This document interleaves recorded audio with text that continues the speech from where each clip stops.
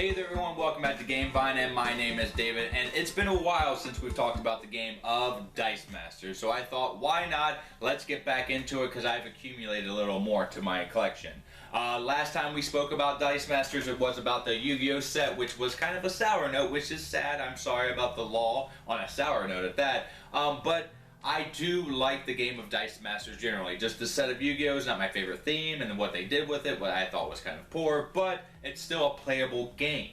If you watch my videos, you know Dice Masters is one of my favorite games of all time. So let's get into the set that we're going to talk about today, and it is the D&D Dice Masters, as you can see here. I don't have a physical representation, but I have all the cards in this book and all the dice in this container. Now, this theme does intrigue me. I've never ran my own campaign or been in a group where we've done multiple sessions, but I have done a whole lot of featured games where I've just kind of been in this group and I've been there for the night and I was a dwarf here, and then I've done it at another group. I've played my fair share, maybe about 5 games as a featured guest. So I have some good representation to pull from, and I know a lot of these monsters, and I like D&D a lot. All those experiences that I had were really cool, and I like how you use your imagination to really flesh out this world. So I think that the adaptation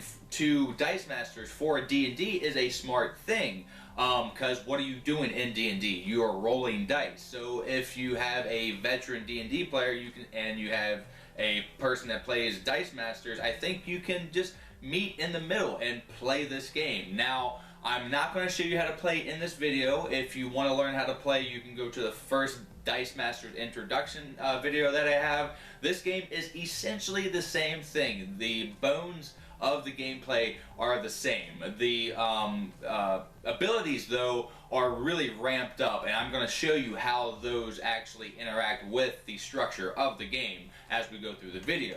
I think this one is more like Magic the Gathering because they really ramp up the different kind of races and evil and good characters, and they put a whole bunch of other abilities in the game. Now, the past sets of Dice Masters really didn't do that. They kind of just trickled in a little bit, but in this one they said, well, this is the world of D&D. We have to make this fast and make it good, but not too complicated. And I think they did a pretty good job. But before I give you my opinion, let's go in and see what comes in the base set, and then we'll go on to the rest of the Dice Masters D&D set. So let's get to it. Let me show you the dice and a few of the cards first. Let's go.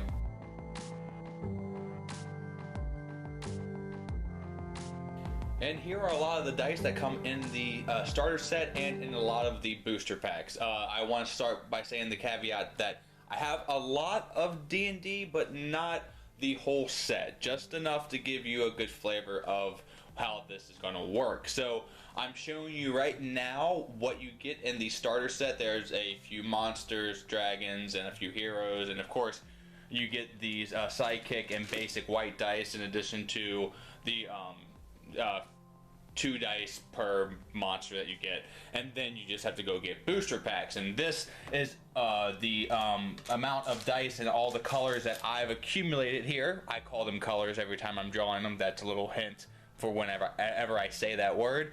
I like a lot of these dice. My favorite one would probably be this guy right here, the Mind Flayer. I think that dice is. And the beholder is pretty cool. I like the scheme that they went with. You can see there's a lot of there's more yellows than there are anything else, but other than that, they are varied. They have different kind of like spell dice and monster / character dice, so that's something different within this set. There are no numbers like they did in Yu-Gi-Oh, the last set, which I'm so glad that they're going to contain that just to the Yu-Gi-Oh set. The other thing that I want to mention, they actually up the quality of the cards. This is a bit thicker other than the standard thinner cards that they had prior, and they've also started adding these little pieces of cardboard just to stabilize the cards when they're in the booster packs so the dice don't bang them up, which thank you so much, WizKids, for actually taking in consideration that the sales model that you have is kind of damaging to the cards sometimes. So they want to knock that out, and it even has a little advertisement on it for like the events that they hold. So there you go, there's that. So those are basically all the contents other than the cards. I'm going to go over some of the cards you get in the set, but as I'm doing so I'm going to actually show you the new abilities and new kind of affiliations that come with this set. So let's do that now. Okay, so like I said, the game is essentially played the same, but I'm going to show you the abilities and the terminology that changed the game a bit for this theme set. One thing, they don't call psychics the white dice psychics, they call them NPCs, another theme thing. And there are cards that are going to be actually leveling up, and there are different cards that are spells. So let's first start by showing you one of the new abilities that dragons bring into the game, and it is called Breath Weapon. And there's a number by it, and that is the number that you have to pay in energy, any kind of energy that you want, and it will trigger whatever this says here. Pay 1 to deal 1 damage to your opponent and all of his creatures. So this is like thematically a ice or electric breath, more of shocking all those little minions, taking them out on the field, and a lot of the dragons have said breath. This one here, as you can see, is 2.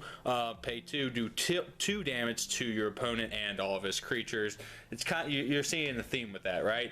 The next one here is a new ability called Swarm. I really like this one. This is super exciting. I play Swarm decks now solely when I do a D&D. Well, I switch it up, but that's my favorite type. When you draw an orc out of your bag, you immediately get to draw another dice and roll and try to get another creature or another energy. It's put a lot of swarms in there. You draw another orc, you're doing it again. You draw another orc. It's fantastic. I love it. And energy drain is a new one here. Whenever it's engaged with another dice, you spin that dice down a level. It's simple. Regenerate makes another appearance. You can re-roll and try if he dies and get him back on the field. Gelatinous cube shows that they capture things in this set as well. And now we are going to the heroes. Now, the affiliations that I was talking about, these little marks here mean that it is a monster. And then you're going to have banners showing that these are heroes. There are different kind of emblems, like up here those are emblems for good guys, and there are emblems for bad guys. You can see like little devil horns or whatever, and that's gonna evil characters more of that's gonna matter because some of the terminology on the text on the cards is gonna explain, well, if you're going against this person, knocking this guy out, you're gonna be doing this. And the reason I say that, because we are going to the heroes. You human paladin, every time you kill a monster, you're gonna be leveling this character up. It says experience, and that's a new thing, the biggest thing in this set, and one of my favorite things in D&D Dice Masters, period. Once per turn, gain a +1 attack, +1 defense token when you knock out a monster. So people are going to be very wary if you have heroes to put monsters out, because they don't want this card getting powered up, because every one of your human paladins on the field, because there's a marker on here, you're going to have to supply your markers, they don't supply it for you, is going to have this benefit, and it stacks and gets stronger and stronger. The dwarf cleric is the same way, it gets experience. So I mean, those are really the main things that shake up the game. Oh, and there are also spells and weapons that I forgot. These spells here kind of work like the basic dice, that if it hits the picture, it's going to do whatever it says. Limit Witch, this is one of the cards you get in the starter set. Your opponent pulls a die from his bag. If you name that die, they have to put it back in the bag. So that's interesting if you have that. The weapons here are going to also beef up your characters. You're going to put them like this helmet here. You're going to put it on your character, and it's just going to supply when it's equipped. A character can only be blocked by 2 or more characters. So there's that, and there's a sword as well. I don't have everything in the set, but these are the few weapons and or accessories that I have. Now let's get into the rest of the cards. So we'll just kind of skim through. You have your basic cards that you're going to be bringing to the table. My favorite ones that are Fireball, the Charm, the Finger of Death, Resurrection is a cool one, and of course you can't have a set of D&D and not have Magic Missile, and all these are going to have different abilities. But again, I'm not showing you how to play, I'm just giving you a briefing so you know what you're getting into, and you can find out what these things do when you actually buy it yourself. I want you to have a little surprise in your life, right? But we have a few of the monsters here, the skeletons, and there's normally 3 of each one, sometimes 4, and underneath I have the helmets and whatnot. The skeleton's pretty gnarly. He's a 3/3 on his highest, but nothing spectacular. You have the Minotaur here. He's really cool. I like him. And then I'm back to the dragons, which have different variations of breath and whatnot. And Gelatinous Cube makes his appearance again, and the Beholder is really cool. I like him, but super expensive on all of his areas. 6 or 7. It's really hard to get those out. Now we're back to the heroes. You have the Halfling, which is pretty neat, the Human Paladin. I have the Minx and Boo. That's a promo that you got when you bought this. I don't know if it's still attached, but it might be. Trolls back here. The Vampire again, doing some draining abilities. The Half Dragon. He's a pretty cool one here. Pretty strong. A 5/3 on his last one. You got this Crawler guy. Ugh, just disgusting. The Trent. I like trees. I like walking trees. Mummies. More monsters. Pretty powerful. 4/6. That was the last one. Then you have the Orcs again. That has the Swarm ability. And then the beautiful Unicorn. Look at that. I love the Unicorn's dice. I don't know why. I don't normally like yellow dice. And then the spells come back into play. This one right here allows you to treat all minions as a +1 defense and +1 attack. And if you have a breath attack, you play this, and then you wipe the board. Boom. Were Rat makes another appearance. Look at this big giant of a guy. He is a 7 to bring out, but man, a 7 defense and 9 attack. Oh man, nobody's gonna mess around with that guy. Oh yeah, the Owlbear, one of the prize jewels of D&D character-wise. Then the Elf Wizard, which is pretty cool. So they have like a race and a class to them. I think that's really cool and thematic. I like this skeleton dragon guy right here. Let's see. He has a dragon breath that's 3 that knocks out, that does 3 damage to all of the creatures. It's just fantastic. The half orc fighter, so you have a friendly orc in the game, which is half orc, whatever. And then you have the invisible stalker, pretty neat little dice. I like that, just footprints there. And it continues to go on like that. I'm not going to go through everything. The frost giant, the dwarf cleric, you know I love dwarfs.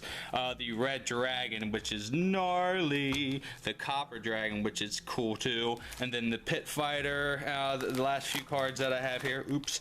The genie lamp, limited witch, which is cool. Oh yeah, and the mind flayer. I only have one of him, but he is probably my favorite dice. He's only a 3/7 on his last level.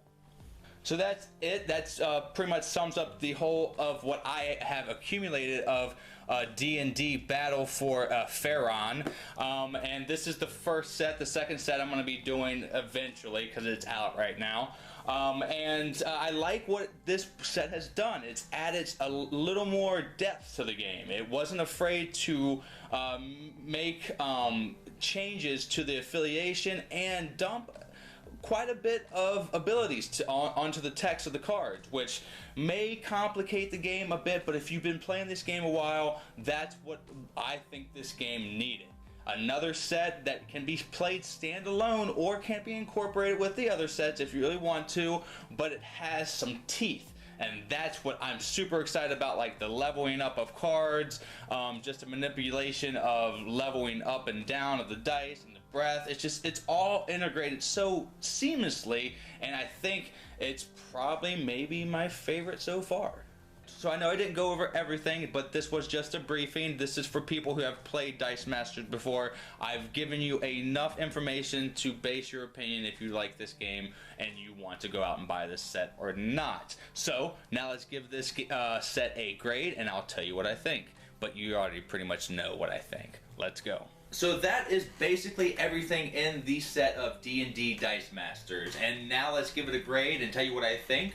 I think this one is the best set to come out. Not thematically. If I had to pick a theme, I would go for the Marvel Universe and pick heroes. But I think that you can integrate this into the Marvel Universe if you want. My grade that I'm going to settle for is a 96%, which is a high A. And that's the highest one yet. The other sets got 95s, and I think I like this one more because you are leveling up cards. You have different spells. You have all these different things that can happen, and the first set, if you played them, really kind of warmed you up to the game, so you can really dive into a more complex version of Dice Master, but not entirely overwhelmingly complex. I think it's very clean the way that they integrated this. If you are familiar with D&D, you're going to go into this Dice Master game with a lot of like nostalgic moments happening, and you're like, oh yes, and the art on the game,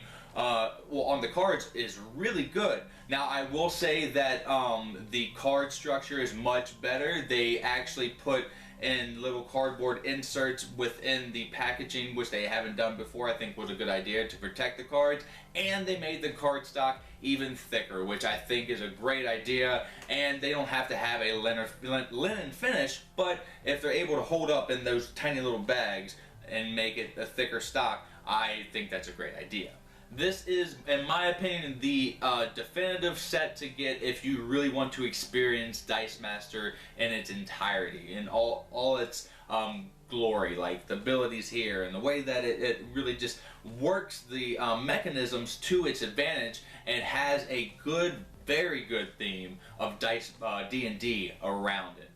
With that being said, this isn't a set that I would give to a beginner in the world of Dice Masters. I would still stick with the first two Marvel sets to teach them how to play, and then get on to this set. But once they've played that, this is such a good step up. They've just trickled in the abilities slowly as the game went on, but then they again put a whole bunch of cool ones in here, and that really does feel like Magic the Gathering. They do kind of have some of the same things that happen in there, but they also have their own tweaks, like they are sapping energy, knocking people down a level. You can only think of something like that for this type of game, which again, Eric and Mike are doing such a great job with this game. I am just so enamored with it at this point. I love the dice, I love the card. The theme is not my favorite, but one that I do like a lot, and I think makes total sense, unlike the Yu-Gi-Oh set. So I'm just super impressed with this set. I'm pretty sure that they're going to come out with even more D&D.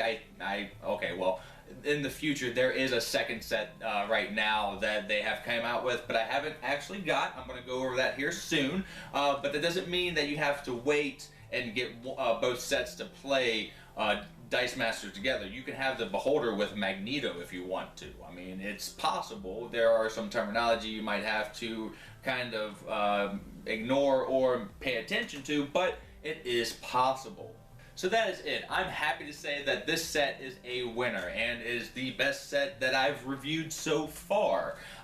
Will that be the same on the next set that I review when it comes to Dice Masters? And that one is going to be for the DC Universe, and you all know, if you know me, that that is my favorite. So maybe it will play out to be better than this set, but I mean, that's wishful thinking. This one is a home run for me, so thank you so much for watching today's review of D&D Dice Masters. I'm really happy to be back in the world reviewing this game. It is one of my favorites, and until the next time that I see it, click like and click subscribe at the end of the video here, and have a great rest of your day and a great time with all the dice that you roll in the world of Dice Masters. And that is it for me, everybody. I am out. Bye. Let's play more Dice Masters.